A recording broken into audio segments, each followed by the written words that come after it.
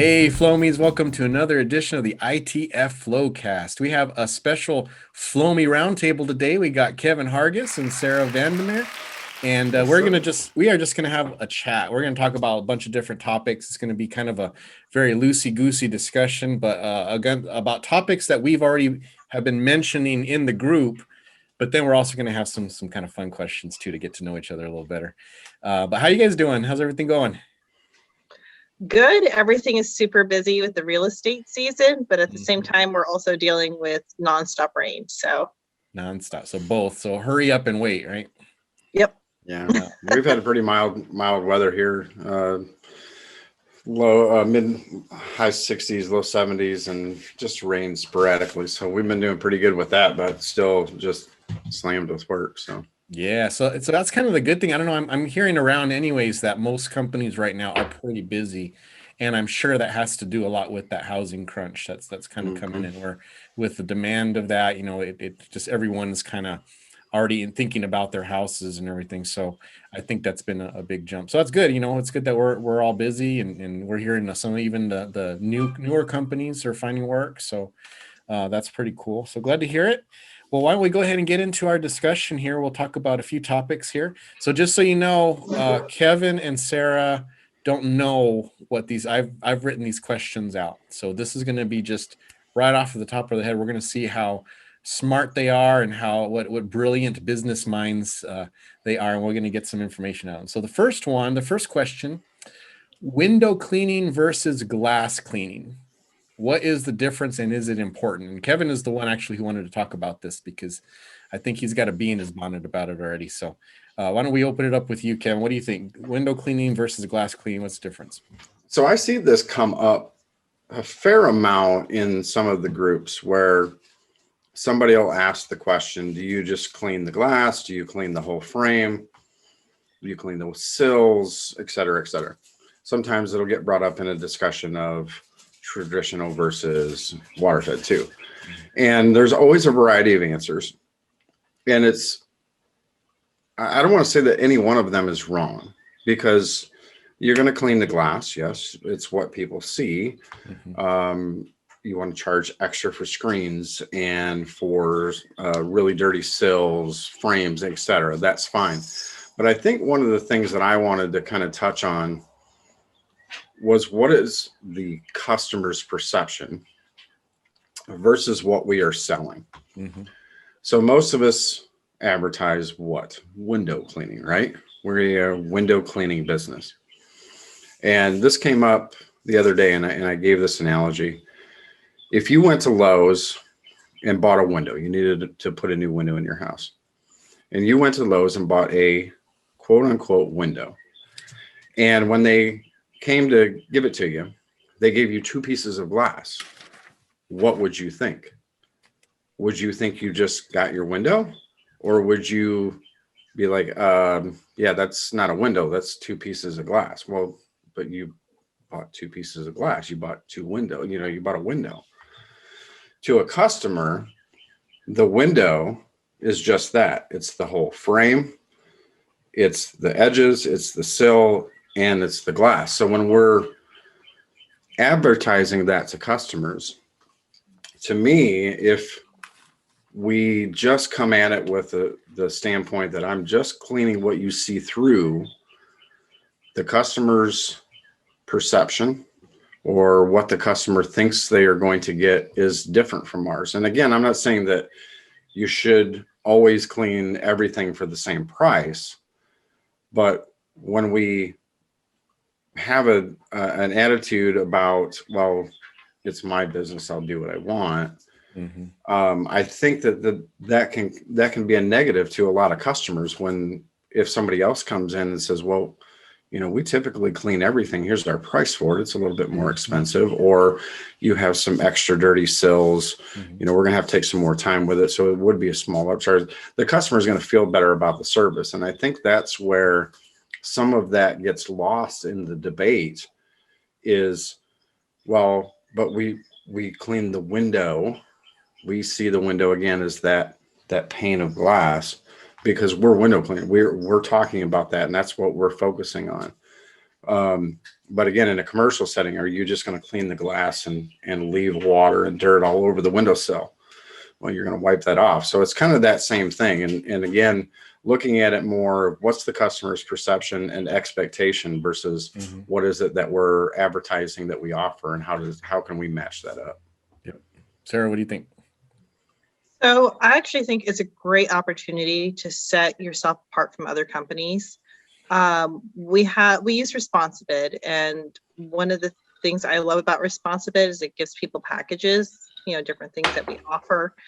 And so there's some things that are included in all the packages, but you're listing them out anyway.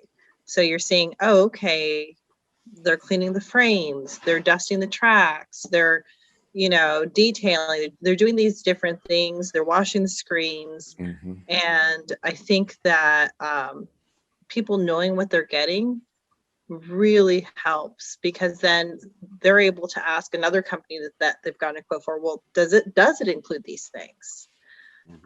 As far as whether it should or it shouldn't, I'm of the perspective that if the client looks at it, it should look clean, not just the window itself, but the locks, the trim, the frame itself.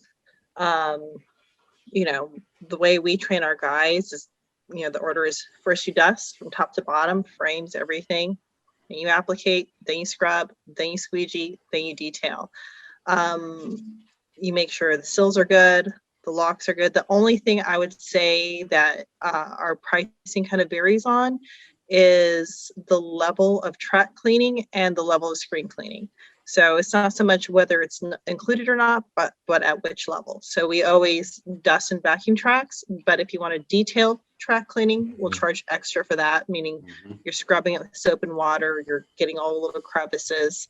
And then for screen cleaning, we offer that as an option because we have a lot of houses here where they don't have screens necessarily on their windows, especially these modern houses. They're all like fixed, or the screens are on the inside and not on the outside, and they're not really dirty. And they're like, I don't really need that. So we'll dust that for them and put them back in place if they want us to do that. If it's a full wash, then it's a little different. But I think that the level of service is going to determine your success. Yeah, absolutely. And I think closely aligned with that is communication and setting expectations. Right. I think that just what we talked about, both Kevin and you, Sarah, like you almost could have just been word for word the speeches I give to my techs. I mean, just exactly, because I'm always saying you need to stop looking at this like a tech. You need to look at it like a customer. So if you walk up as a customer and you've just paid $400 for some guys to come in and clean your house, and you look and there's dirt on the threshold of this door that you clean this beautiful window, but the threshold's dirty, right? Or the frame is all dusty, and it's got all these marks from the water that you just splashed on, and now it's dripped, and then you got little dripping marks. You're not looking at the glass, you're looking at the frame. That's what's jumping out at you. Or my biggest pet peeve is when they clean the frames. They clean the screens, but they don't wipe the frames really well. So the screen itself is clean, but then you look down and you see this little bit of dirt at the bottom of the frame of the screen. Oh, that irks me so much, because I'm like, the customer is not going to notice how good you clean that glass. They're not going to look how good you clean the screen. They're going to see that bit of dust and dirt on the bottom, of that screen. So it's that, I think that's what really sets apart professionals from people who, bucket bobs, or people who just starting up. Because I remember I used to do that, because it took so much energy to clean and squeegee properly, that once I kind of got that good, that was almost, to me, that was the only thing that was important. And really it was me listening to the feedback of my customers that helped me kind of come to my style now, because they vocalized what they were unhappy with. Yeah, you did a good job on the windows, but you left this and this and this. And you said you're a window cleaner. This is part of my window. And it just was like, oh yeah, you're right. You're absolutely right. What I find is that is probably the biggest training issue I have with experienced window cleaners. Because a lot of the ones I hire are coming from a commercial type of business. There's a couple really big companies out here where they just have tons of these commercial accounts. So they're not detailing, like what you mentioned, Kevin. You said, yeah, if you leave water on the bottom of the frame, what are you going to do? You're going to wipe that, of course. These guys don't wipe. They just splash and dash. And I have to say, you just look at that frame you just left. That's going to jump out at a customer's, eyes. Just they're going to go right. They're going to zero right in on that because it doesn't look clean. It looks like you were sloppy. And that's really the difference between residential and commercial to begin with. I think with the commercial end for storefronts, you're seeing that storefront every 2 weeks, sometimes every week. The glass is not going to be that dirty to begin with because you're constantly cleaning it.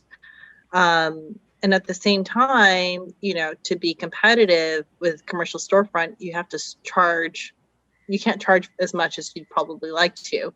Whereas residential, it's like, it's completely different. It's your castle's your home. Yeah. And interestingly enough, I know a lot of people complain about picky customers. And certainly you have that small percentage of customers that are unreasonably picky. But I think all in all, that's pretty small. And what I've always said is that I've learned the most from my pickiest customers. Yeah. So I've had some customers that really pushed hard, and could you call them picky? Yes, from a certain perspective, but we looked at it more as they were just very demanding. And it made us step our game up, and it made us better at what we did. And if you look at that from a standpoint of improvement, hey, if I got a picky customer, I just need to see what they're focusing on, and maybe that's something that other customers are focusing on. And that should make us better overall and give us that better service and set us apart from the competition. See, again, I think that's also what sets people apart from being professional, because a professional is going to be humble for one sense, to be able to listen, to take that information in, but is also going to be discerning enough to say, okay, this person is complaining, and they're probably not complaining in a way that I really like, but do they have a point? Is what they're saying actually a fact? Is it really within reason for them to have expected me to do this? And if the answer is yes, it doesn't matter if they're being a jerk, or it doesn't matter if they're being silly or ornery. If they have a point, then that's something we need to address. And if we address it, it will actually help our business, And sometimes humility in business can be very difficult. The company that I worked for before I started this one, when it sold 2008, we were doing roughly $4 million a year. The new owner came in, and he had a completely different perspective. All our perspective of everything was customer service based. We even had an email that was customer service at our company name. And one of the things that happened was and this goes right to this point of being humble and listening to our customers. We had a multi-million-dollar account. It was huge. And there was a meeting in which they were extremely unhappy, and they were voicing their opinion, and they were basically telling the new owner what they wanted. I was somewhat involved, but not enough to be able to make decisions at that point because of the sale. Once it sold, I only had so much to do with the ownership of the company, I guess they say. And the new owner literally got up in a meeting and said, "It's my company, and I'll run it the way I want." Yeah. Now, perspective wise, in total, that customer in 3 different divisions was doing about 1.3 million with us a year. Within the next 5 years, they had subsequently lost all of it. And it was 100% lack of humility and lack of looking at it from the customer standpoint. And we now, obviously, we're not talking about most of the time, we're not going to be talking about contracts that big, but it doesn't really matter what the customer, if it's a $100,000 customer or if it's a $100 customer, to them, they're paying for that service. And if we come in with even the perception of an attitude, well, I'm the professional, I know what I'm doing, you don't, that can turn them off. And if you lose enough of those, You know, obviously nowadays word gets around pretty quick. So Yeah. I remember I had a client, she was a realtor, and she walked in, she had me come over because she wanted me to do some hard water stain removal. And she had like this paste. I'm sure it was a type of acid that she had used before. So she hands me this. She says, I want you to use this on these hard water stains. And I said, oh, well, thank you for giving this to me. Actually, I have other processes that I prefer to use first before we go to acid. And she was like, no, this works. You are going to use this, you know. And at the time I was like, you know, I have two choices here. I can just say, you know what, I like, that's what you said. I'm the professional. This is how I do it. And we're going to do it this way, or I'm going to leave, you know.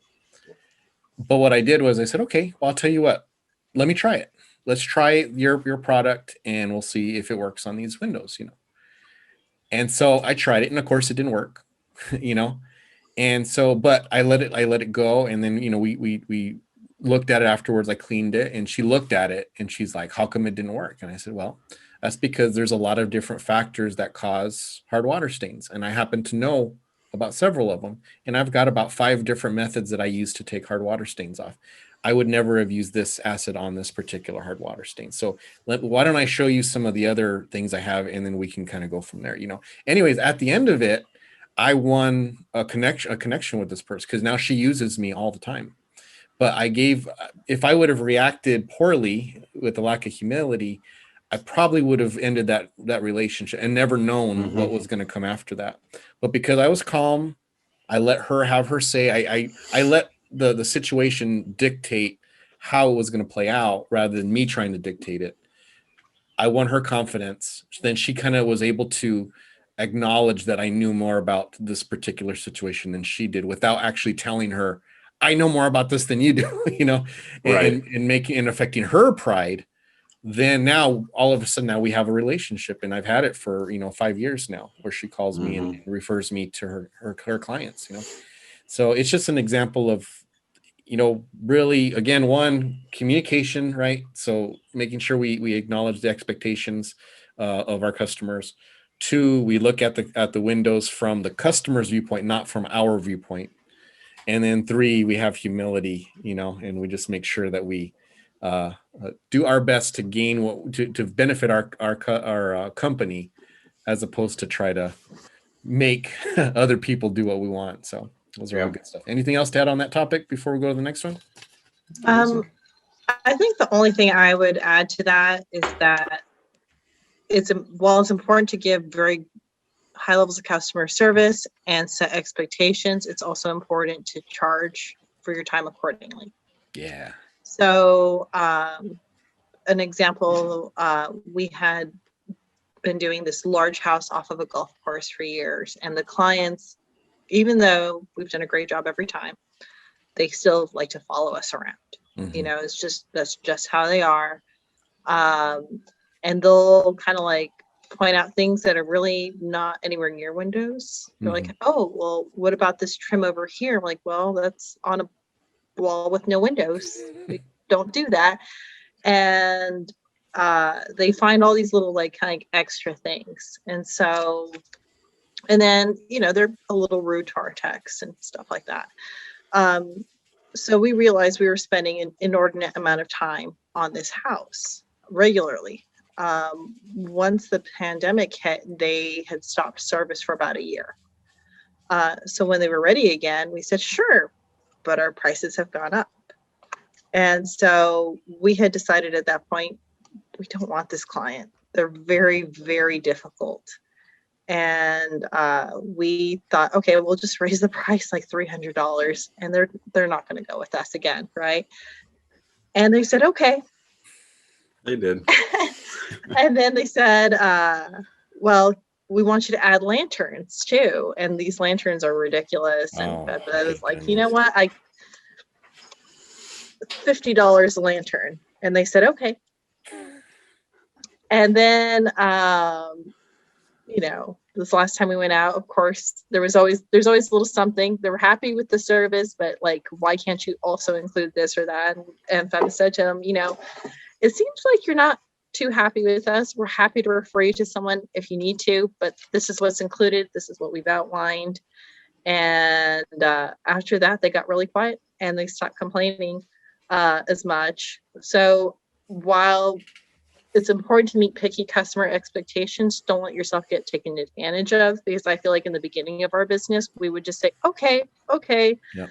And we would end up moving furniture for people and like, oh, could you also just, do this or do that? And we ended up doing a whole lot of things that were not related to our business that we weren't paid for. Yep. Now, we had a customer like that one time. It was a janitorial account, and there was complaints. I went in, and the lady was literally on her hands and knees under a desk looking for dust. Oh. And, that was one of those times where we had already done quite a bit and tried to make it right. I'm like, Patty, look, if you've got to crawl around on your hands and knees to find a problem, we're not the company for you. And so we subsequently gave 30 days notice, and they begged us to stay. So we did the same thing. We tripled the charge. We tripled their monthly bill, and they still did it. Yeah. But they didn't complain after that. So sometimes you have to have a little bit of that balance in there of, we are a professional service, and we certainly take your concerns, but now this is getting into a different realm. So what I'll say, if I get someone like that, is I'll say, it really sounds like you need a maid service. I really think you need a maid service. There's maid services that will clean windows. Maybe you should just call a maid service, and that kind of gets the point across usually. Or the other thing too, I'll say is, what you really need to hire? You need to hire a young guy who's just starting out with his own business, and he can just kind of do everything that you want. And he's not busy with other clients, so he's got the time to spend all day with you. And he doesn't have the overhead I have, so he's going to give a decent, and he can just do whatever you want, because I have other clients I got to go take care of. I can't spend all day here, so maybe we just don't have the right personality, my business personality with yours, and you just need to go find someone, So there's different ways of doing that, and we'll talk a little bit later about something similar to that. So I don't want to give away the question, but who's that? Is that your phone? Oh. Okay. All right. So I need to turn off my notification. So number 2 question: how has the value of physical, emotional, and or mental health changed since you started your business? Ooh, that's a good one. It's a loaded question. It's meant to be. Oh. I guess you guys want to think about it. Yeah, go ahead. Okay. I was just going to say, when I started, I was the typical guy, and I was just going to run my body into the ground. And because I'm providing for my family, and I'm young, I'm healthy, I'm just going to work myself and do it. Now, I didn't, the business was part-time, and I was doing other jobs as well. But I kind of just had the attitude of, I'm just going to do this because this is what has to be done. And I'm the man, and I got to provide for my family, Yep. Now that I'm older and I see what happens when you do that, and I'm still in relatively good health. I mean, I am, but if I've got ladders or I've got a bunch of pulling that day, I'm feeling it, and I've had to go to emergency because of pain in my neck. I'm constantly having to do stretches and make sure that if I don't do that, I'm paying for it the next day, So physically, from a physical standpoint, that's the major drive for me getting off the glass. And I love window cleaning. I love the customer interactions. I love the art of it, and putting a product together that the customers appreciate and are happy with. But I'm 46 now, and I've come to that realization that my body I've got about maybe 3 or 4 more years at this level, and I've got to get the business in line so that I'm not working this much, and I'm down to about 3 days right now, and I'm wanting to get to 1 or 2 within the next year, and then eventually off totally, But the realization of my mortality has totally changed my view of the business and my goals for the business, than I had before. I don't know how many times I've said that to well, Celeste, but even other people, is the realization of my own mortality now. You know, a lot of times people will kind of get down on you if, oh, you got to get on ladders. You're not a real window cleaner if you don't get on a ladder. That's fine. Then I'm not a real window cleaner. You know, there's just so many things that as you get older, I can look back on stuff that I did and just thought, wow, that was so stupid. But it was kind of the same idea, Gabe, that you had. It was just like, do it. Whatever has to be done, you do it. The money, you know, as far as providing for your family, but there was also a thought that, well, the customer comes first, and whatever the customer needs, they need to get. And there's a time that you also have to kind of get to in business where you can look back and go, I want to provide service for the customer, but there's also times that I need to make sure they understand limits. If I've got a customer that's texting me on Sunday afternoon for no good reason, they just have something that they need done the following week. Hey, come on, man, it's got to wait till Monday, you know?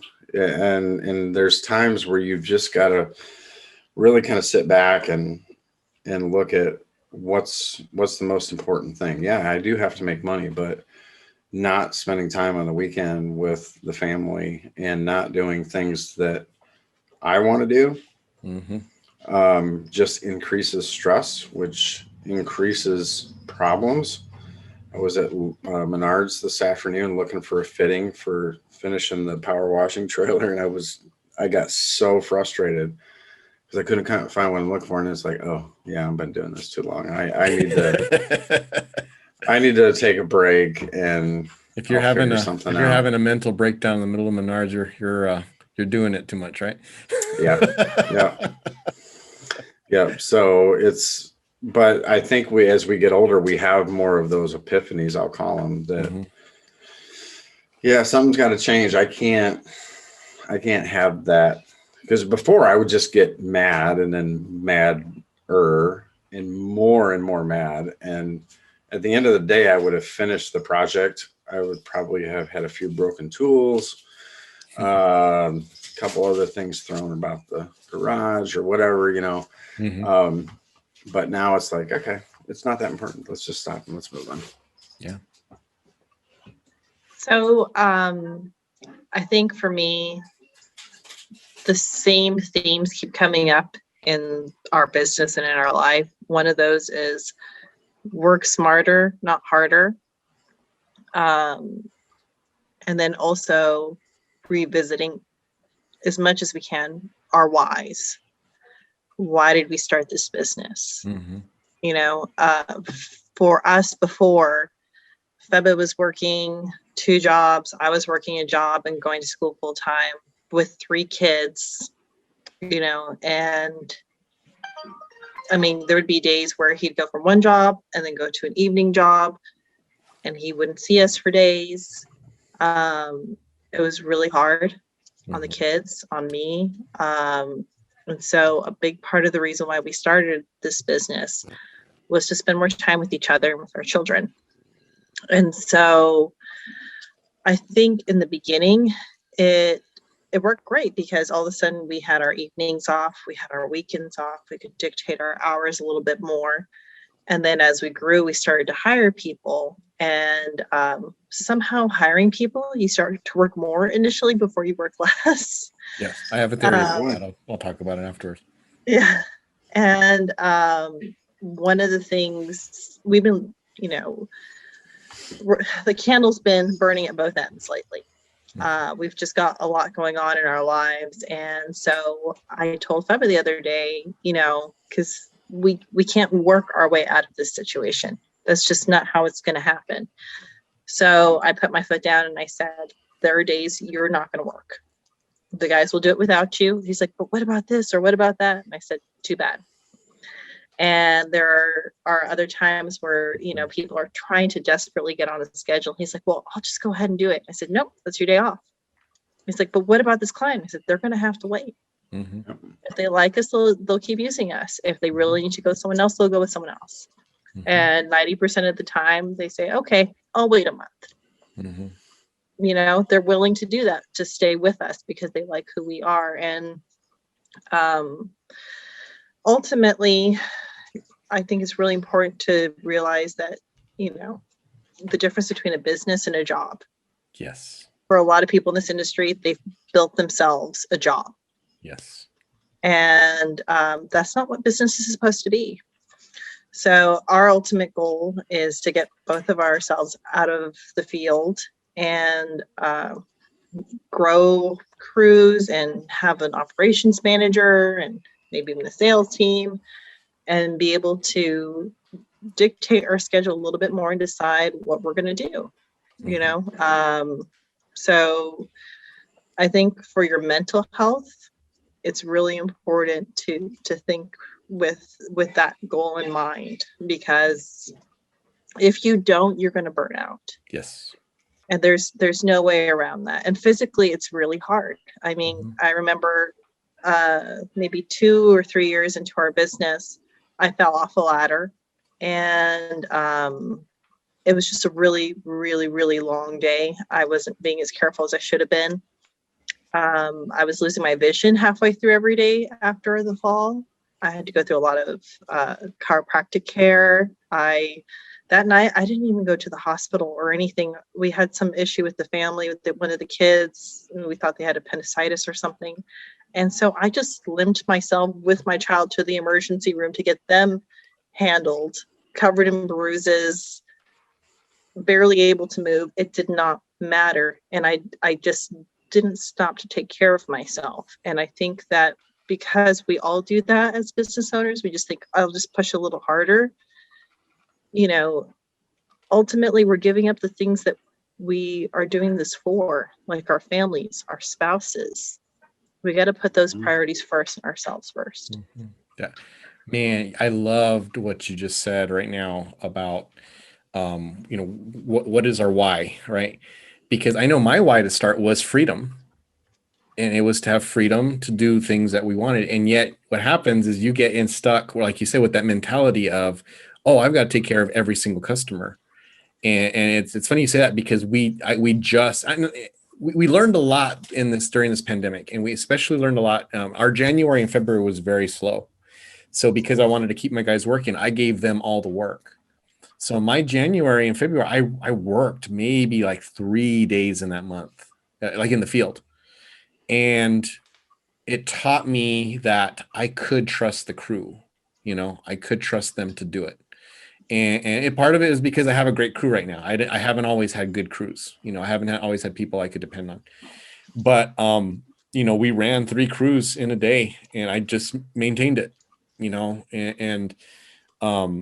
so now we're getting busy again, and we're getting to that trap, right? Where you're just like, oh, well, maybe, you know, I'll just have the crews out and I'll just go out and do this by myself. And we did the same thing. So Wednesdays, that is family day. There's no fitting in people on Wednesdays. That is, I'm home. That's for the family. And that's it. Too bad. If someone can't, you know, if someone needs to get in the week and they don't have any spots, I'm not working on that day. But that's, you know, it's buying back that freedom, right? That's the whole reason we started the business, was so that I wouldn't be killing myself. I wouldn't be working so much that I'm taking time away. So why am I letting my dedication to customers take me away from the reasons that I started in the first place, you know? So you have to reclaim that back. You have to reclaim that right, because you are the business owner. You are in charge. And you know what? You don't have to clean every single window in the town. You don't have to keep every single customer. You do have a family that you've got to take care of, you know, and you've got to be there for them. And same thing, mental, physical health, emotional health. You've got to make sure that's taken care of, because what good is it to break records if at the end of it you're toast, you're tired, you're exhausted, physically, mentally, emotionally. You know, it's not worth the cost. You know? And you have that's the thing, is I keep reminding myself, I have the control. I'm the boss. I can cut this off if I want. All I'm chasing is money, and if I'm making enough, then why chase it? Because that's the mentality we have, right? It's that's a hard one, when there's money there that you it's hard to pass it up, no matter what the cost to you personally is. You see the dollar signs and you're like, oh, okay, I can't let that go. Then they're going to call somebody else. Then, so that's a tough one. And I still struggle with that one. At the first huge convention that I went to a talk that was given by AC Lockheer, soft wash guy. His talks have changed a little bit from convention to convention, but at that one, a lot of what he said really resonated with me. He said a couple of things. One of the things he said is that when he was starting his business, like he basically, anytime they were booked out 2 weeks, he just added another truck. It was just nose to the grinder, just no matter what. And he grew this multi-million-dollar business, like 40 million, I think he said. But he said he wasn't the best husband, is that he wished he could have been. Things, with his marriage did not work out. And he said, could I have maybe been a $12 million business and been happy with my wife? And he says, you've got to do it with your end goal in mind. Do you need to be bigger, gianter, like at what cost? So that was huge to me because, to me, he's like one of the most successful people I've ever met. The other thing he said that really resonated was that as business owners, we're always going to give 100%, right? Our employees, this is not their baby. This is a job. And you're going to be lucky to get 70 to 80% out of them. That's the most they're going to give because they don't have as much stake in it as you do.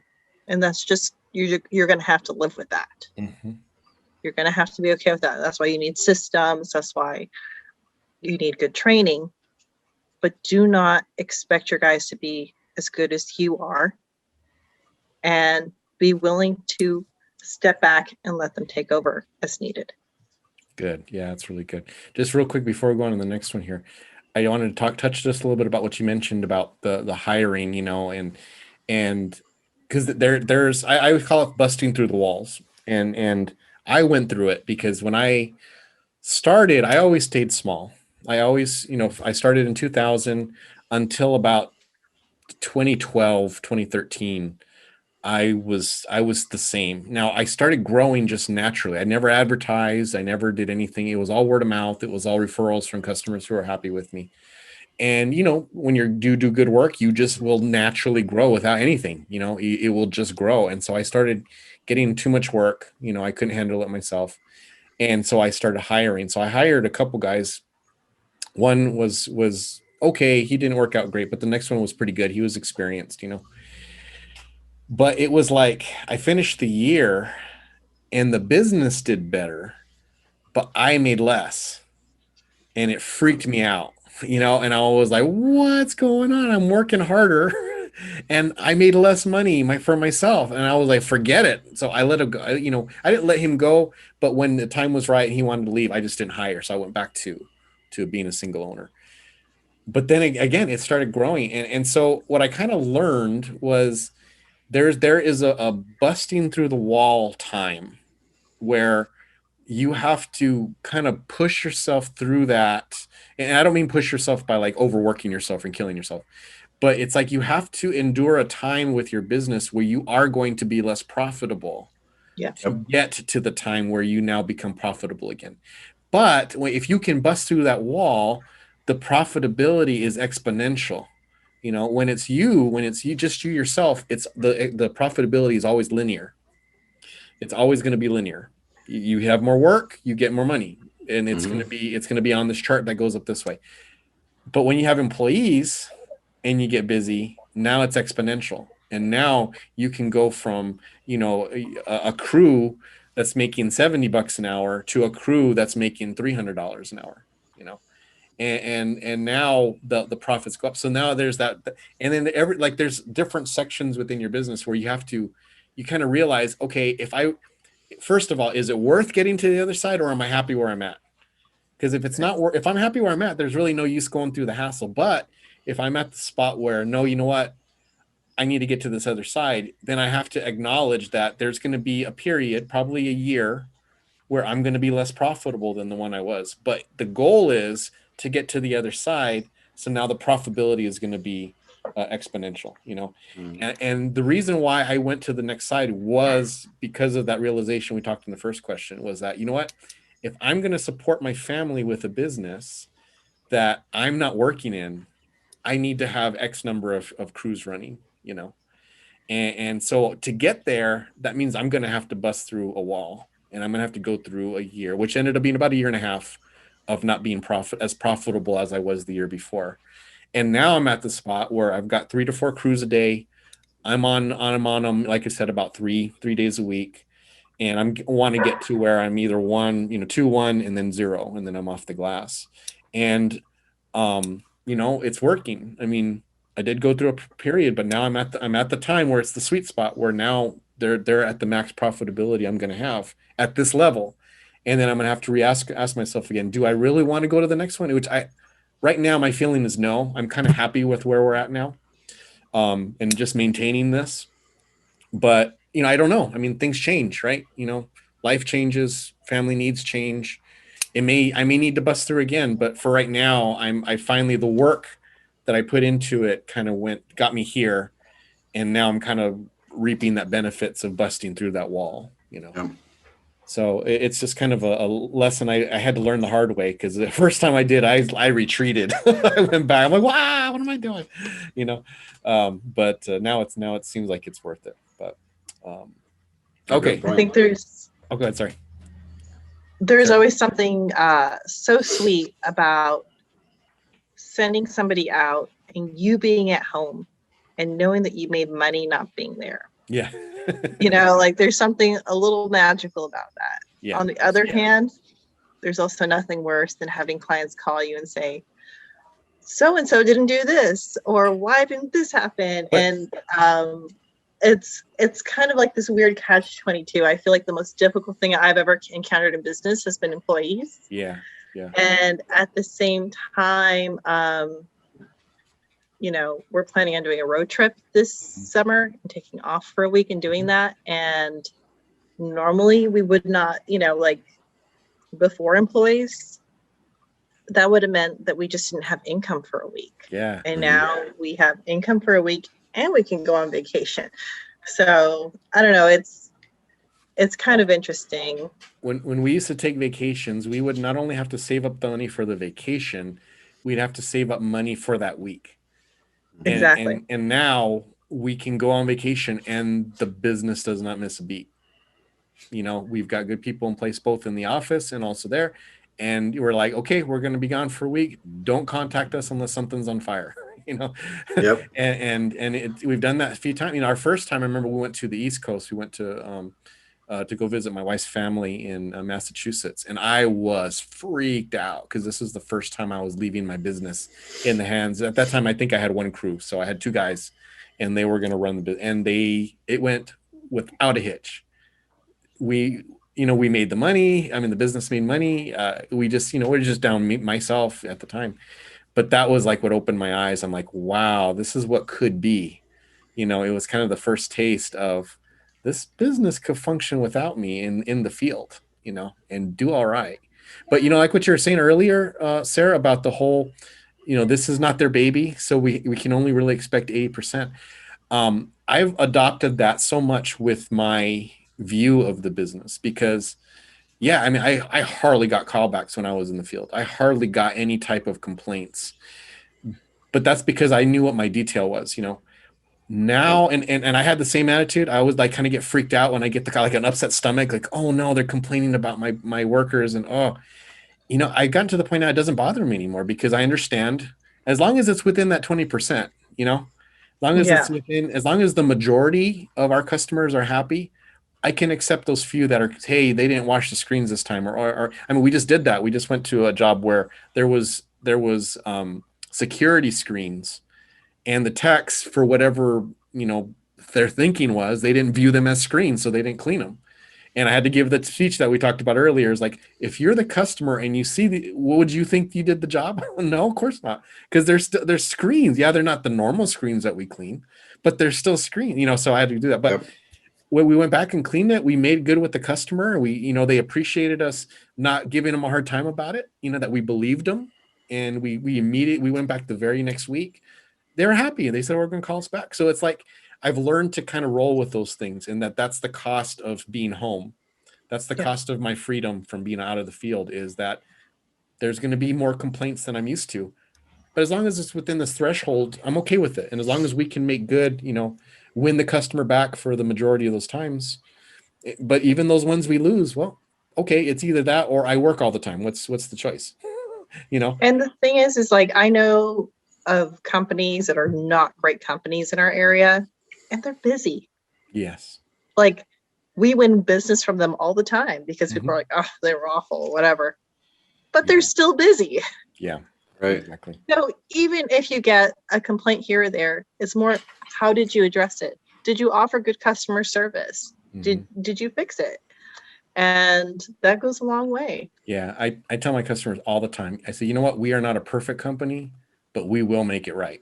If you give us the opportunity, we will make it. We will make sure you get the product that you paid for, and that usually kind of calms them down, because I'm not coming at them with like, oh, wow, blah, blah, blah, and this and that. And, trying to get away with something, because that's what they're expecting us to try it, because we don't want to do any more work than we have to. And when you come at them like, hey, you know what, we messed up, but sorry about that, but we're not perfect, but we will make it right. When can we get back out there and give you the job that you paid for? And that goes back to that humility that's needed in business to be able to make the customer feel good. That's a tough one when especially if you are the one doing the work. Yeah. But even if you're the one that just, it's your company, it's your name, not feeling attacked can be very difficult. Yeah, true. Very true. Okay, let's get going here, because we're going to run out of time on these. So here's the third one. What is the most effective form of marketing for your business? Hands down, Nextdoor. Nextdoor. You're a Nextdoor person. So please tell me about that, because I have not figured out the magic of Nextdoor. I asked them to recommend me, and I get them once in a while, but I have not found it effective at all for my business. So I don't know if maybe it's not as popular in your area. It's popular. It's popular. I get it. I mean, once in a while I'll get the recommendations. I haven't figured out how to use it. Like, I don't know. I feel so out of control with Nextdoor. Like, it's just, if it happens, it happens. It's this magical thing, but I don't know how I can utilize it. Right. So one of the things we do, of course, is we send out a little survey to our clients as soon as we're done with service. Were you happy? If you were happy, click here. If you weren't, click there. Kind of like Nice Jobs, but we just do it the responsive. And if they're happy, we ask them to give us a review on Nextdoor or whatever. Usually every time someone posts about us on Nextdoor, we end up with, anywhere between 3 to 5 people calling us for every time, which is a lot. Because people like, know, and trust their neighbors, right? So that immediately goes on to you. The way that I try to do it from my end, because there is some paid advertising on there, but what I like to do on my end is I join my local Nextdoor app, and I will just start commenting on different things. People are saying, oh, does anyone know a good person for this or that? I just joined an organization group, and I'm sharing a bunch of little tidbits on like, oh, look what I can do. Isn't this fun? It gives people a chance to get to know you, but then it also gives you a chance to let your business shine. So for instance, somebody over the recent snowstorm we had in February, I'm in Texas, so it was crazy. We almost had the grid shut down and everything. Somebody was posting these poor construction workers who were working out in these awful temperatures and in the middle of the snowstorm, and people felt really bad about it. And I said, and then someone commented something to the effect of, oh, well, at least they're getting money for work, right? Or at least they're getting paid. And so my reply to that was, well, while they are getting paid, there's other ways. As for us as employers, we canceled work for the week, and we let all of our employees work from home that week. We did online trainings. We had phone meetings. We did everything we could to try to give them the hours they need, even though we had no income coming in. Because ultimately, your employees are your greatest asset, and we as employers have the obligation to care for them, to do right by them, and to keep them safe. And if I'm not willing to drive through a snowstorm to go to someone's house, I'm certainly not going to ask my employee to do that. That response, tons of people liked it. They were like, oh my gosh, I want to use you. That's so great. Because it let me say a little bit of something about our business without trying to like sell ourselves or be too spammy, you know? Mm-hmm. And so those sort of things really do help. And it really does help the word of mouth through Nextdoor. We spread like wildfire through Dallas once we kind of got the hang of it. But now you're only able to comment within your own neighborhood, right? Now they have it so that your comment is seen, depending on the post, by up to, like 30 surrounding neighborhoods. Oh, okay. They've just expanded that area over time as to who can see what comments. I think they figured out that they weren't getting enough comments from just one little neighborhood. And so the neat thing is that if I have someone from one neighborhood give me a good review, the surrounding neighborhoods are seeing that. Then someone from the surrounding neighborhoods uses us and they comment something, and then it just kind of skips, eventually if more and more people can see us and they see our reputation. So I guess the problem I have is that my neighborhoods and anywhere near my neighbors are not where my clientele are. Yeah, that's the same thing with us. Yeah. I would then definitely look at having a customer advocate, because not all of the neighborhoods are surrounding the one we belong to. Like the one, I've got two next door logins. One was for our old neighborhood, which is just where a lot of our clients used to be or currently are, and then our new neighborhood too. But there's a lot of areas that are really far away from us that we just don't, we're not a part of that. But what we do is we find those clients. You always have those clients who want to go to bat for you. Like they want to see you succeed. They are your cheerleaders. Use those clients and say, hey, I would really love it if I could grow my presence on Nextdoor a little bit. Would you be willing to, post a little something or whatever? We started doing that with some of the outlying neighborhoods that we don't have any access to. And then those same clients will screenshot stuff that other people have said about us and send it to us, which has been really cool too. Only good things so far. So yeah. Good. That's good. That's good info. We really got to put some more effort into it, because like I said, we do get some really good referrals from it, and it'll be like in spurts. So I know somebody posted in there, and then all of a sudden we'll get like 3 or 4 calls, and they're like, oh, someone talked about you on Nextdoor. But it's like, I don't know who it is. I don't know what caused it. And it's just, I wish I had better control over that. I gotta right. Yeah. I will say we do ask every client how they heard about us. And so we can see the percentage, and we can also see the close rates based on, where that lead came from. And the Nextdoor close rates are infinitely higher. Oh yeah. We have 100% close rate on Nice Job. on Nextdoor, but it's just, I don't know how to get them. It's just, I have to just rely, but we do not specifically ask for that. So that's probably one area that we could, is just specifically request that. It just, anyways, that's really good info though. I'm gonna have to follow up. What about you, Kev? Ours is still word of mouth. We are expanding a little bit now, because I know that where we want to go, we're going to need something else. I'm not exactly sure what that will be. So we're doing some other things now that are going to kind of set us up and look at some Google stuff and Facebook, Instagram. My daughter Taylor's actually been working on Instagram. We boosted a post this week, so we're going to see where that goes. Again, kind of more as a test, but right now it's still word of mouth, and everybody just kind of tells the people that we want to do business with, and people that we've done business with in the past, they're actually leaving companies, and somebody will call them and say, hey, I know you don't work here anymore, but I'm lost. I don't know who to use for this. And we're like, we'll call this guy. So that's been great for us. But that's not always sustainable. Now, I did have somebody I can't remember what they were selling. I think it was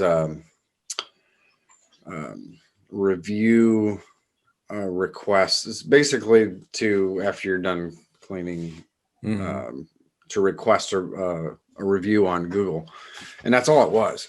And it just wasn't a good fit. And right. He asked me, because he was a little bit upset with me that he wasn't getting through, I guess. And he said, asked, well, what's our number one way of getting customers? And I said, well, word of mouth, referrals. And he said, well, that's not a sustainable way to grow a business. Now that I'm like, okay, well, I guess last year's didn't suck for no reason, but good luck with that. Kind of goes back to what we were talking about when a customer says, hey, I want you to use this, your response can be, so yeah, but we are doing more with Instagram, with Facebook. And I think that would be the best way for us to kind of look at going in the future is social media, and obviously Google's going to always be a big thing, but yeah, absolutely. So ours, go ahead. Sorry. We do have one thing that we're going to be trying. So one of the things we noticed is, as soon as we moved to our new neighborhood, people type in window cleaning near me, right? So if you're nearby, you're going to pop up. All of a sudden, we moved from one area to another. We have more business in this area. We still have a lot in our other area because we built up our reputation and stuff there. But we realized that where you are on Google really makes a difference. So we have gotten a PO box, but it's not listed as a PO box. It's listed as a street address because you can pay for that with, I think it's CPS. And so it's not that expensive.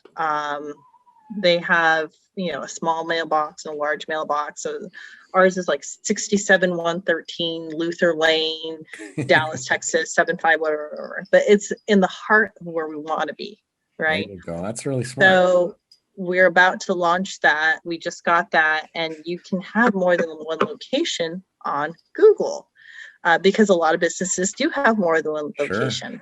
So now it's going to look like we have more than one location. And so when people in that area type in window cleaner near me, we're going to start popping up more. I love that idea. Wow. That's a great idea. You're going to have to let us know how that works. Yes, I'm really excited. I'm hoping that if it does work as well as I think it will, then we're going to start doing that in all of our hotspot areas. Yeah, that's exactly what I was. That's totally worth the money, right? I mean, it's not that expensive. I think it was like $30 a month or something. So I think that's like nothing if you're bringing in a bunch of business for the areas you want to be in. Yeah, absolutely. Totally. Very cool. All right. I like that. So for me, it's always been Google. It's always been reviews. I've paid for different things. We've tried different things. But with Nice Job, the combination of that and ResponsiBid, we have about 140 more reviews than the next guy. And so the algorithm we just dominate the algorithm. So pretty much anyone who searches window cleaning will at least see our name. We will always pop up in the search, even if that's not who they're looking for. And so I mean, that's pretty much, I mean, probably every third or fourth call, they say, we don't care about the price. We just saw your reviews. We want you, just come and do the job and then tell us how much it costs, So that's been our primary source of new customers. Of course, referrals. It's funny, I had a breakdown because I had a discussion in one of the pro window cleaning group about someone saying referrals are better than reviews. Everyone's talking about reviews. Reviews are worthless, and I'm like, well, it's both. You get reviews and you get referrals. Why are you picking one or the other? They're not inclusive of each other. Yeah. Get both. Get reviews and get referrals, and I looked at my responsive bid breakdown because, we have it tracking of where we get what. And sure enough, I mean, it's like, I forget, it's like 36% are Google, from reviews, and then 25% is from referrals, and then everything else is just kind of mixed in with the others, But those are my two major ways of getting business, Let me ask you, for your nice jobs, do you just do their review part, or do you also have your website through them and the SEO through them? We do the website, we do both, and Okay. it's made a big difference, because it works together, and yeah, I mean, it's kind of hard because these are just decisions we made. I mean, it's like none of my talent, right? It's not my design, it's not my platform, it's not my strategy. It was just someone told about them. We tried them out, and it just runs. It's just so automatic. The only thing that we do with Nice Job is, instead of just automatically sending the reviews to everybody, we manually do that. So I have a social media manager who helps me with my Instagram posts and Facebook posts and stuff. So one of her jobs is every Friday, she goes through the list of people who we want to call or we want to send messages to requesting, because there's going to be some that something bad happened and we really don't want to send a request to them because we've already dealt with them, and we don't want to remind them that they can leave a bad review, something like that. So we manually send out reviews to customers, or review requests, I should say, to customers. So that's the one thing that we do kind of on our own, but everything else is just automatic. I mean, it's just how we do business, Do you list for the request for the review? Are you listing like Google and Yelp? Because I found that what I found out with Yelp is that because we have like almost 100 5-star reviews on Yelp, but only like 20 of them show up. Yeah. Because if you send a link to your client, they don't count it. Yeah. Because they want it to be organic. Yeah. It's like, if they didn't want to write you a good review, they wouldn't. Right. And the way we do it is because I guess it keeps track of what they've done in the campaign. So Google's always first. So if they haven't left a Google review for us, that's the first thing it'll offer. If they have done a Google review and then they're using us like a second time, it will send a request for Facebook. That's the second one that we like. If they've done both, the next time it is for Yelp. And those are kind of the three that we have it set up to offer. But they do have a choice, because some don't want to leave it for Google. They have their own preference. Like especially if they're Yelpers, it's a lot of them. They just only do reviews on Yelp. But what's funny is we've gotten several reviews from the BBB lately. I don't know what's up. Yeah. I mean, I went months, even one a year, we might get a review. And in the last 3 months, we've got 3 reviews on the BBB. I don't know what the deal is with that. It's just kind of. Are you a BBB member? We are a BBB member, and we're not asking for them. We don't have any requests for them. It's just all of a sudden, out of the blue, I've started getting these. So they must have some promotion or something, like leave a review and maybe you'll get some benefit or something. I don't know. I really don't, but. Interesting. Do you feel like the BBB has really helped your business, like being a member? Here's my philosophy with the BBB. I don't rely on it. In other words, I'm not paying for it because I'm thinking, oh, this is a great value and it's going to help my customer base.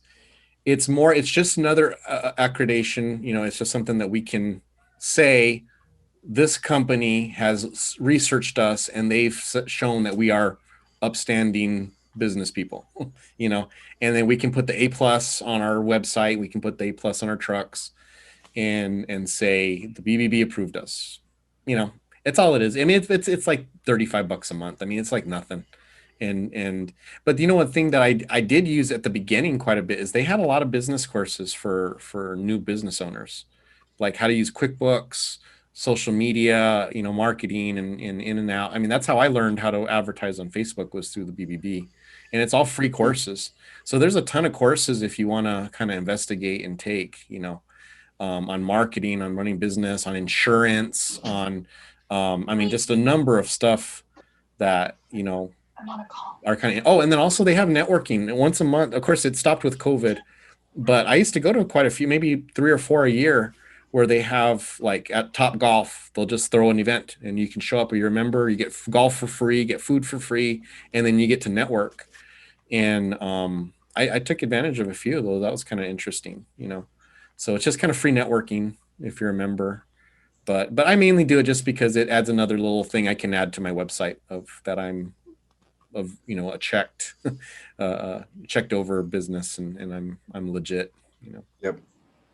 Oh, one other thing that they do offer, I've not taken advantage of it, but I know it's there, is they do offer free business mediation. So they will act as a third party if you're having a dispute with a customer and you don't want it to go to court. You can both sign an agreement saying that they will mediate your dispute, and that you have to agree to follow through with whatever the mediator decides is fair. So that's like a non-legal way to make, come to an agreement. If you have a customer who, you just can't, agree on how to handle it, but you don't want to go to court, that's available. They have free mediation there. So I've never had to use it, thankfully, but I know it's there to hopefully stop if it gets further, if I don't want to have to go to court for it and file a lawsuit or get a lawsuit against me. That's something I can at least offer the client. Hey, you know what? I'm a BBB member. We can't see eye to eye here. Would you be willing to go to a mediation through the BBB? It's totally, they're a neutral party, and they're, that way we can kind of solve this. And it's there. So just kind of little things like that, stuff that you may never use, but it's nice to know that you have it there. Yeah. So, okay, one more of these ones. We'll have to leave some on the table because we're running out of time, but that happens when we get together. We just love talking about stuff. I really want to get to the fun questions. So the last one is, what are your plans when you guys can't physically do the work anymore? I am going to live off Celeste. See, not all of us are married she's to brilliant at business me in people. the background right now. I thought you were gonna say you were gonna become an ARM model, Kev. I thought that's what your future was. No, for us, I guess there's always an iron in the fire. Currently we have, between myself and Celeste, we have about 3 that really aren't window cleaning related, and they're going to kind of be other ventures that we're going to kind of get into and see where that goes, where it would be less physical work. We did really good last year, even with the pandemic. So we don't want to just like, oh, hey, we made good money, so let's go out and spend it on whatever. How can we use that money to kind of grow our future a little bit? So that's kind of where we're looking at is, we did hire somebody else. I want to get off doing work, kind of like with you, maybe 2-3 days a week, doing some of the bigger stuff, the more technical things, but not having to be tied to the vehicle every day, and then let that kind of work, but then also have some other things, so that no matter what, if window cleaning drops a little bit or carpet cleaning declines, we've got some other things going on. So awesome. Diversifying, I guess. And that's always been what I've kind of built my business around, is diversity. So when one's not doing well, the other one can pick up and kind of take that slack and have more options out there. So, What about you, Sarah? Well, I guess as far as diversification goes, at the beginning of the pandemic, we definitely had a drop, and then we were able to kind of recover from it. But I think it's because we're like 90% residential. And so we know other window cleaning businesses in our area that are like 99% commercial. And almost all their accounts canceled. I know, like, we have 4 big accounts that are commercial, because aside from that, we really don't do much else commercial wise. And 3 of them just suspended their service because people were working from home. If they were going to cut somewhere, that that's where the extra fat was. Mhm. And it made us realize, if this had been a different type of pandemic or a different type of event, it could have been the residential side that was more affected, and that we needed to diversify for that. So I won't go into too much details on it because it's not ready yet, but we're starting a software company, and that software is already halfway developed, working with the team out of Australia. So it's really exciting. It's not window cleaning related. It's kind of industry adjacent related, I guess. But again, once it's ready, I'll totally tell you all about it. All right. So I'm hoping that goes well. And then in addition to that, our biggest thing is just scaling. The business is there, the demand is there. So we just need to hire and train until we can get both Feba and I completely out of the field altogether. Yeah. And then once we get the business to a certain point, I don't know, we might sell it, or we might just continue to let it sustain as it is. We're not quite sure yet. But I would love to be able to retire early if possible. So another thing we'll probably be doing is maybe investing in NFTs, or I don't know, something. Yeah. Well, my plan is to work for Sarah and Feba's software company.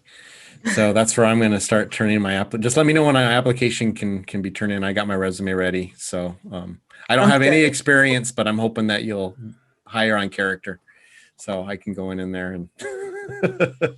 But I like I said, and I've mentioned it several times in the group, my goal is to get off the glass. I want the business to run without me. I want to be able to manage it, with the goal of eventually either selling it when I don't have any more interest into it, or it just providing for us, and who knows if things go on, and maybe my daughter will want to run it, maybe she'll be interested in that and we can turn it over to her.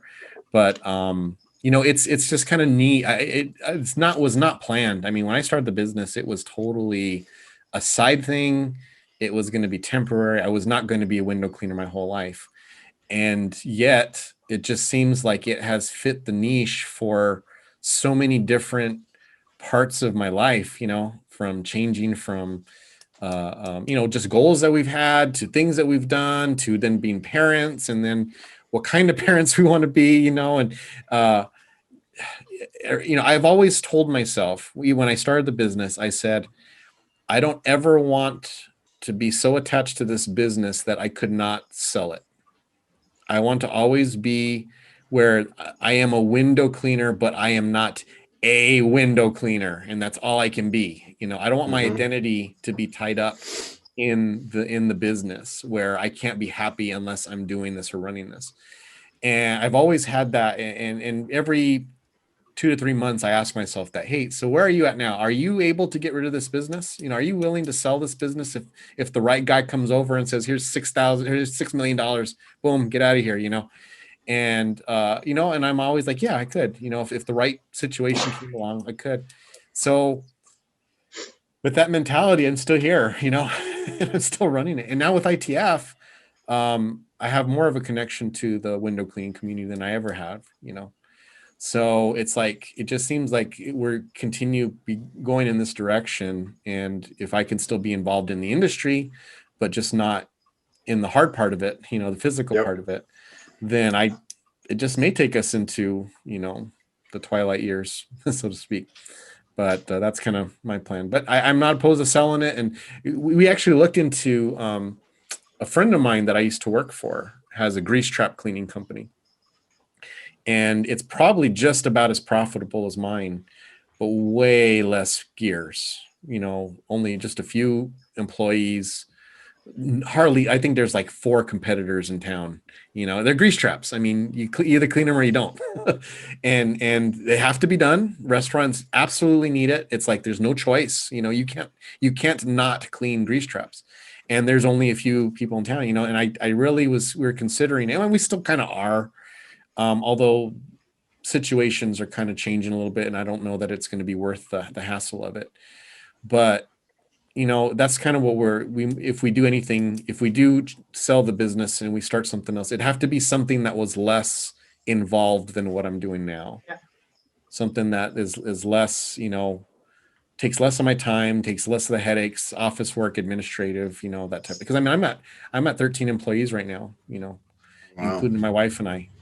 And I'd love to get that down to, 3 or 4 and still make the same amount of money as what I'm making, so, but yeah, it is a means to an end, until it's not. So, all right. Okay. So now the fun questions. Okay. And you have to answer if you've done it. Although I was really hoping Feba would be here for this one. And I was really hoping Nanda would be here for this one. Have you ever, this is the have you ever game. Okay. So you have to say if you've done it. Have you ever clogged up a customer's toilet? Yes. Kevin? Yep. Tell the story. Well, I mean, what's there to really tell? It didn't flush. It was a house. So, there's only so much you can do. Getting through the initial panic of, so now, every bathroom that I ever use, I pre-flush. Not because I think it's dirty. I just want to make sure that you want to make sure. Yep. I get it. So yeah, it was an emergency situation. And it ended up being a pretty big emergency, if I should say. And then the clink, clink, clink, clink. There was no water even on to the toilet. So that was panic. Yeah. Now what happens? So I technically didn't clog it, but there was nowhere. It wasn't going anywhere. So yeah, that was fortunately buckets, and then there was water, and I filled, and so, but there was some panic there. Okay. So the second part of that is, did you tell the customer? Oh no. There was no remnants of anything. There was no evidence. I just gone. Thank you. Okay, so I did clog a customer's toilet, and I meant to tell her. I had all intentions of telling her. And you get busy, I'm working. I was on the inside, so I cleaned. I had all intentions to say, ma'am, I am so sorry. Clogged up your toilet. I tried fixing it. I couldn't. And, I'm really sorry about that. And I forgot. So I left and I got home. I didn't even think about it until I got home, and I looked at my wife, and I just turned white, and I was like, oh, I have to tell you what I did. And she was like, oh, they're never calling us back. And I said, I know. And sure enough, the next year they called and never mentioned a word about it. Never mentioned a word to us about it. And I didn't mention anything. I wasn't going to involve. I really hoped that her husband got home and she just assumed it was his, That's what I'm hoping happened. But it was never mentioned, never brought up. And that's what happened there. Feba is so afraid of this situation. If it's number 2, he leaves, goes to a grocery store, and then comes back. He has started carrying poopery on the truck with him. 1 bottle for him, 1 bottle for the guys, just in case. And as every middle school girl will tell you, when you're a middle school girl, you learn one thing in middle school. If it's a lot, flush twice. Once in the middle, once at the end. I know that. I knew that. And let's just say I didn't expect it. So I didn't anticipate the need for the middle flush. All right. So all right, that's one. Okay. What was the worst disaster that you've had on a job?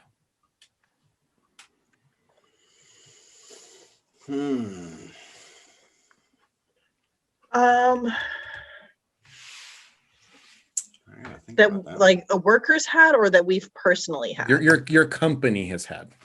Okay. So we had this new ladder safety device, and you all know about this one. Yeah. But It was a ladder safety device where you can, it looks like a briefcase. It folds out, you put your ladder on it, and it's rubber at the bottom. And so And you can put I the told ladder you on about it. this. I gave you Yes. the recommendation. Yeah. It's So all just your I fault. remember. well, I didn't know you But- I didn't know you guys were gonna do what you do. Well, I'll just let you tell the story. So you were able to set up your ladder, and it's going to keep it from kicking out or whatever if it's at the right angle and everything else. And it's got rubber on the bottom of the case, so it can be Yes. used on like really slippery tile floors or wood floors, and that's kind of what the idea is. Yeah. And we either always used that or we used a rubber mat when we're inside people's homes using a ladder, because we want to protect the floor, and we also want to keep ourselves safe, and sometimes floors can be really slick. So that day, Feb and I were leaving to our anniversary weekend, and the employees were working without us. And I don't know how they managed to do this, but they flipped the little rubber part to a different part of the case, and they weren't communicating with each other, and they didn't notice. And yes, they had been trained. We'd shown them everything, and they set it up wrong. And so that employee got halfway up the ladder, and the ladder slipped out because it was just plastic against hardwood instead of the rubber. And that employee, not only he fell through a glass table. And again, we were getting ready to go to the weekend. It happened to be at a house that was 4 houses down from our own house, one of our neighbors. And so I see our employee, his partner running to the house, and he's like, "You got to come, you got to come. I think he's dead." And I was like, "What?" And I'm running, freaking out. I've got like half a face of makeup here. I'm all like, because I'm in the middle of getting dressed, and I go over there, and he's breathing. He's okay. Like, he's holding his arm, but there's blood everywhere. And I'm looking at our neighbors, and I'm just like, "I'm so sorry." And so we called, I said, "Let's call an ambulance or whatever." Our employee did not want to ride in the ambulance. He was afraid to. And I kept telling him, like, "We have workers' comp. We're going to cover this. You don't have to worry." But he refused. So I drove him, and, I got there, and his mom showed up, and he was just like, anyway, it was just a whole thing.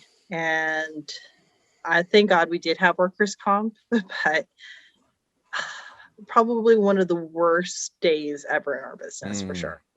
Yeah. And he was, how long was he in the hospital? I remember it was a little while, wasn't it? They let him out later that night, but he had to go back in for surgery. Okay, I think that's what it was. His foot, because he ended up cracking his heel. Luckily, the arm stuff were just lacerations.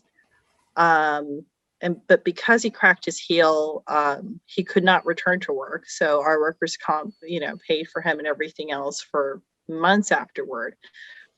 And then, we decided we need to figure out how this happened. And we realized pretty soon into it that the employee that fell had immediately blamed his partner. And we talked to his partner, and his partner had said, "I don't know how to set this up.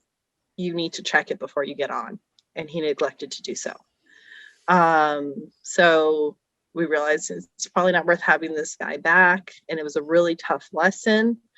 But sometimes these things can happen. We just have to be extra vigilant. Yep. Yep. You, Kevin? So probably the worst for eco. We set the fire alarms off at the hospital in the evening, which, and it's loud, and we know where we're working, so we know what they call the area. So there's different buildings. So there's A, B, C, and D building, then by the floors. And so we were working on some carpet stuff, actually, and we were creating some dust, and it just didn't even dawn on me. And I heard the fire alarm go off, and I'm like, oh, maybe they're doing another drill. And then I heard because then it goes into where the fire is at. Right. And I hear first floor, uh-oh. Building B, uh-oh. Radiology. That's us. That's us. And so then I gotta go. I go running out into the hall because I gotta try to meet security because we're in an area that is partially under construction. So there's barriers. They can't get through some of the other doors. And here, they're coming running and there's like a team of people. Everybody has to grab a fire extinguisher and they head toward it. And I'm like, it was us. It was just us. There's no fire. And of course, thankfully the fire department did not get called and we didn't have any of that to deal with. But now the company before that, the worst thing was we had a chemical dispensing system where you hooked a hose up to a jug. And then you would just turn the water on, you push the button and you fill a bottle, fill a bucket. Well, somebody left that on, left the water on, and something in the hose broke and it ran all night. And the closet that it was in was right above their server room.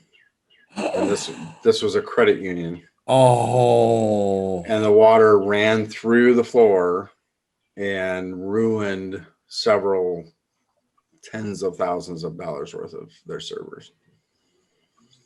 Wow. That was by far the worst one because that call in the morning is, essentially somebody left the water running and you guys are in trouble. Yeah. Oh, so we had to put a huge training thing in place. Water, you got to make sure the water's, it was just, So that was a lot. I should let you go last because that's way worse than mine. That's way worse than mine. I had two as well, but one was monetarily, the other was embarrassment. So one was we were doing this one building. I was using the lift, and it was 3-story, and we could have water fed it, but they wanted us to use the lift for whatever reason. I'm like, that's fine, we can do it. Anyways, there was one section where all of it was really easy to reach, with the exception of one area, and it was kind of like it's like almost like a foyer, but it was outside. It wasn't inside; it was outside. But it kind of went into like a little enclave, and there was some palm trees there, so it was a real tricky move with the boom. So I had to go in sideways, and I went through these palm trees, and I got there. I got all of it, but there was one window that was right there I just could not reach, and I should have just used my pole. I should just pulled it sideways, but they all needed to be scrubbed really good because they hadn't been cleaned in a long time, so they really needed a lot of work.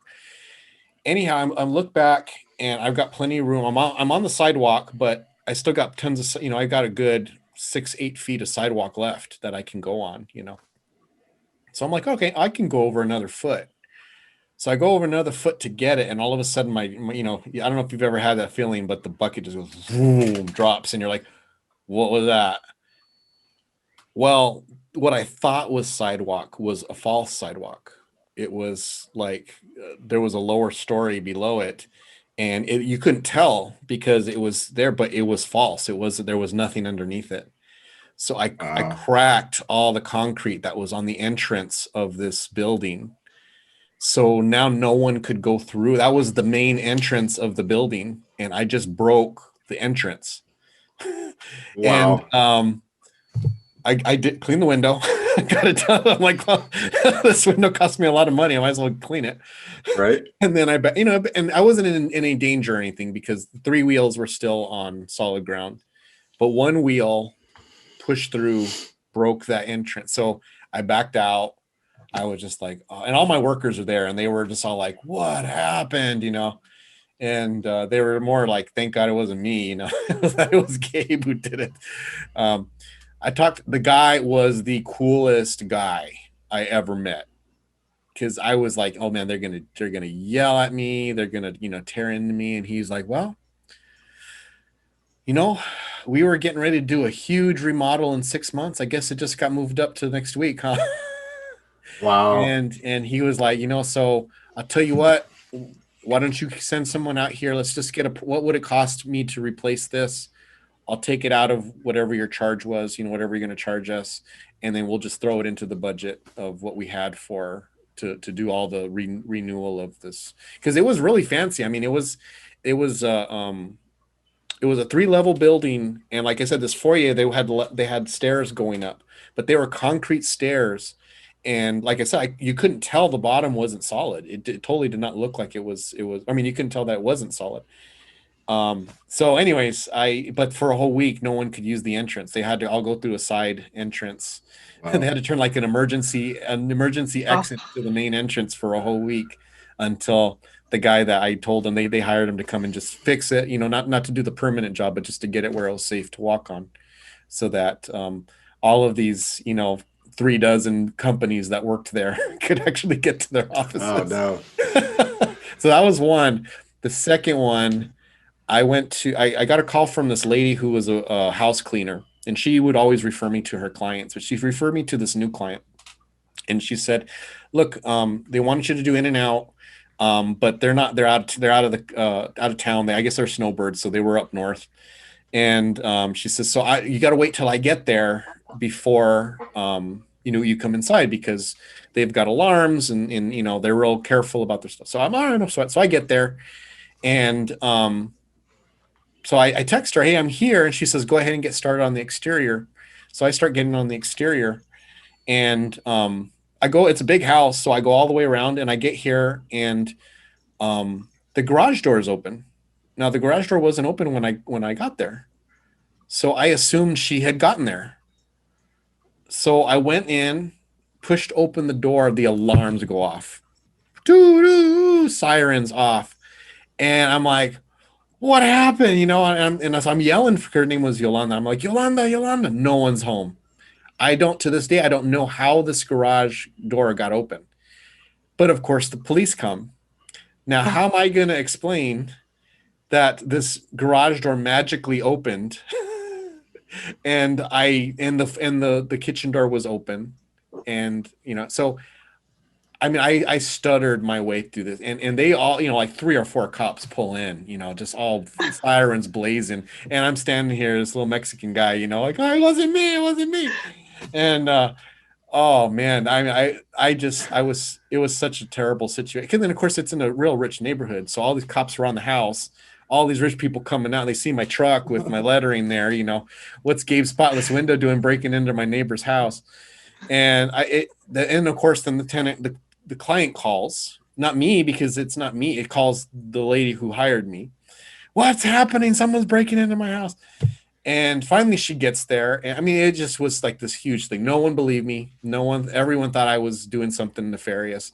And it wasn't until the house cleaner came and explained and showed she had the key to the house, showed that she had hired me, that I wasn't just showing up and breaking into houses. And I mean, I was shaking when I left there. I was so like, I'm going to go to jail. They're going to send me to jail because nobody believes me. And thankfully they let me go, and they knew that I didn't do anything on purpose, but that was like, and you know what's funny is that lady called me back to clean her windows. She called, but not only was the house cleaner there, she had 2 of her sons who were really big there too. They were there. So she wanted to make sure I was really above board. But then after that, she was fine. I did have a cop show up one time. We had set an alarm. We started a new account, and it was pretty common. They give you the wrong code, or they don't set it up right. Yeah. We set the alarm off, and the police came, and they recognized the trucks, and they're like, we know what you're doing, but I got to walk through. It was a bank. Yeah. He's like, I got to walk through. And he went into an office, and whoever was in that office had a cardboard cutout of James Dean standing in the corner. The cop nearly shot. He drew down. I mean, it scared him to death. Oh, man. And I was laughing. I thought it was kind of funny, but he didn't think it was too funny. All right. Well, y'all, we better stop here because I got 10 more questions, but we are out of time, man. I don't know why we can't just we just like each other too much. I think we just have too much fun with each other. So we'll end it there. Anything you guys want to close out with about ITF or anything in general before we end the podcast? Well, and just, when you have questions, ask, Celeste and I were just talking about some stuff today, asking questions. And I said, I think the term, this is a stupid question, gets overused. Yeah. Mainly because people are kind of preemptively saying, hey, I don't want to get called stupid. So if I call myself stupid, then that won't happen. But with ITF, that's kind of what we've built this on, is you don't have to preempt anything with that. If you don't know an answer, it's not a dumb question. Right. Not getting the answer is the dumb thing to do. Absolutely. So just that level, again, encouraging people, just if you've got a question, even if you've been beat up for it before, ask it, because getting the answer is the important thing, and getting either the right answer the first time or getting a whole bunch of, well, don't do this because this is what I did, can save you a ton of headache going forward. So I just want to keep encouraging people to ask those questions and not worry that you're going to get a negative comment. And, occasionally it still happens, but we yank those out of there pretty quick. So yeah, we do handle those. So that's something I'm very proud of with ITF, is that it's a safe place. I hate to use that term because that's almost a catchphrase now, but people can ask questions, and even if you just started the week before and you're wondering, what a T-bar is for, you can ask it and we'll help you, Yep. And we'll give you some suggestions, So I think that's what makes it kind of cool, for sure. Also, I think we should probably just give a shout out. There's several in our group right now who are going through some pretty tough times, and some have lost loved ones. Sean Gavin comes to mind, who's from Tucker, always a super awesome supporter of ITF and any fundraisers that we do, so we definitely want to send good vibes and prayers to him and his family as they endure that. One of our mods, Corey, too, he's lost a family member. Also, his fur baby, they had to put their dog down. That was a really tough thing for him to endure, and amongst other things too.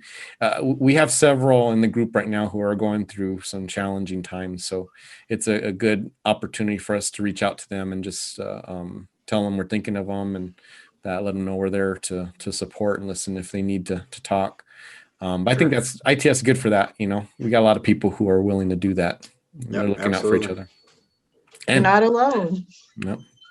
All of us have been through it one time, so we can definitely help each other out. But all right, y'all. Well, it was fun, Kev and Sarah. Thank you so much for making the time. All you out in ITF land, just thank you for listening. We had a lot of fun. We'll definitely have some more. We're going to try some more Flowmie Roundtables, just because I think it's cool for you guys to kind of get to know the mods better, and we can address specific things in the group that need to. But thanks a lot. Y'all have a great week, and flow on.